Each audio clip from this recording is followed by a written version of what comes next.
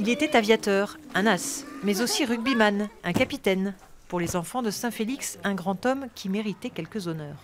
Depuis 2014, nous faisons des recherches sur des soldats du village. Et l'année dernière, on a travaillé sur Maurice Boyau. Il n'était pas du village, mais sa mère était du village. Donc aujourd'hui, nous allons continuer notre travail sur Maurice Boyau, notre travail de recherche.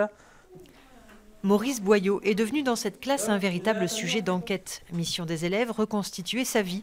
Ses sélections dès 1912 en équipe de France de rugby à 15, son engagement dans l'aviation durant la Grande Guerre, jusqu'à sa mort en plein combat aérien en 1918. À Saint-Félix, petits et grands ont même lancé un blog pour en savoir plus. Ce blog, il nous servait à envoyer des messages aux spécialistes qui nous ont aidés. Et on leur envoyait nos textes qu'on faisait. Eux, ils nous disaient quoi échanger, quoi améliorer.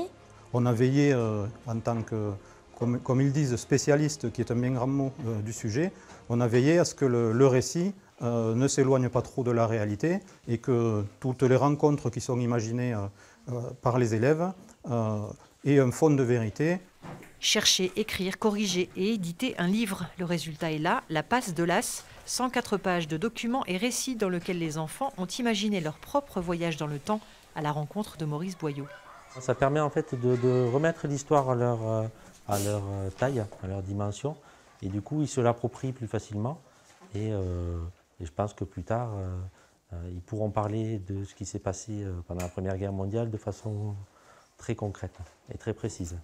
Récompensés pour leur travail par le président de la République en personne. Avec toute ma sympathie, Emmanuel Macron. Les élèves n'en sont pas restés là, ils ont aussi choisi de donner à leur école le nom de ce héros de la Grande Guerre, un hommage posthume pour ne pas oublier l'histoire.